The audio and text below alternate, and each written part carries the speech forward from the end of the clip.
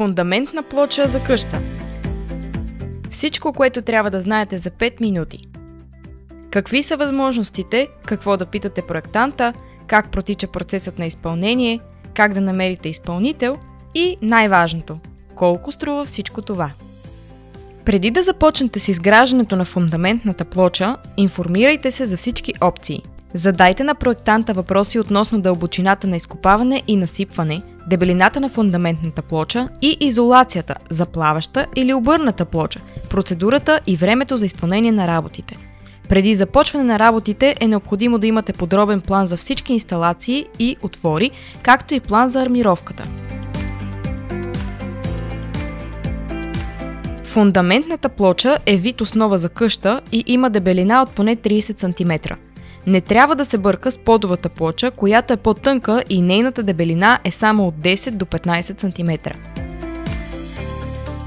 В зависимост от това дали изолацията се поставя под или над плочата, се различават два типа фундаментни плочи. Класическата фундаментна плоча има изолация над плочата и е малко по-евтина за изпълнение, но поради прекъсване на изолацията се получава загуба на топлина в ъглите, което също улеснява проникването на влага.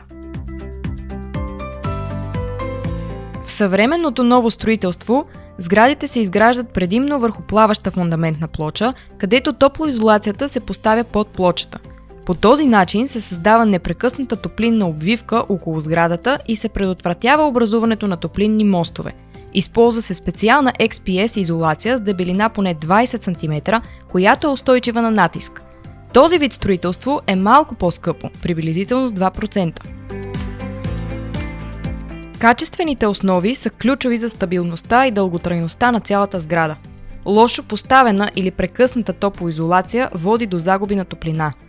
Меката почва може да причини слягане и напукване на конструкцията, докато неподходящата хидроизолация позволява проникване на влага, развиване на мухъл и разрушаване на сградата.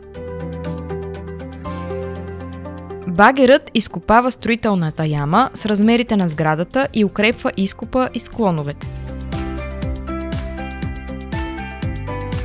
Геотекстилът се поставя, за да предотврати проникването на кал в насипа и да позволи отводняване на водата. Доставя се на рула. Под плочата се насипва чакъл с дебелина от 80 до 150 см в зависимост от качеството на терена. След това терена трябва да бъде правилно уплътнен с вибрационна плоча. Следват инсталациите, които прокарваме през фундаментната плоча. При тях е важно да бъдат на правилните места. През фундаментната плоча трябва да се прокарат възможно повече инсталации, включително и тези за градината и околността. Обикновено поставяме водопровод, електричество и телекомуникации, а след това уреждаме канализацията. След това каналите се запълват адекватно. След това се прави подложен бетон с дебелина от няколко сантиметра, който позволява полагането на хидроизолация и топлоизолация. Подходящата хидроизолация е ключова за качественото изграждане на фундаментната плоча. Битумният грунт е основата на хидроизолацията. След това се извършва заваряване на битумни ленти, които са най-честият избор.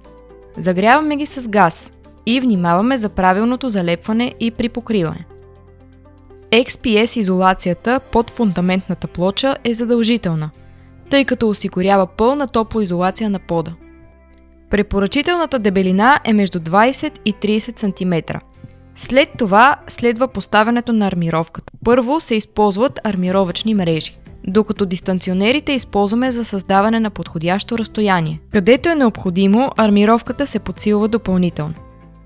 Правилното подсилване на фундаментната плоча е ключово. Преди бетонирането се поставя кофраж по ръба на плочата. Следва бетониране. Обикновено се извършва бетониране с помпа. Изпълнителите наливат бетон в структурата. Разпределят го между армировката. Следят за правилните височини.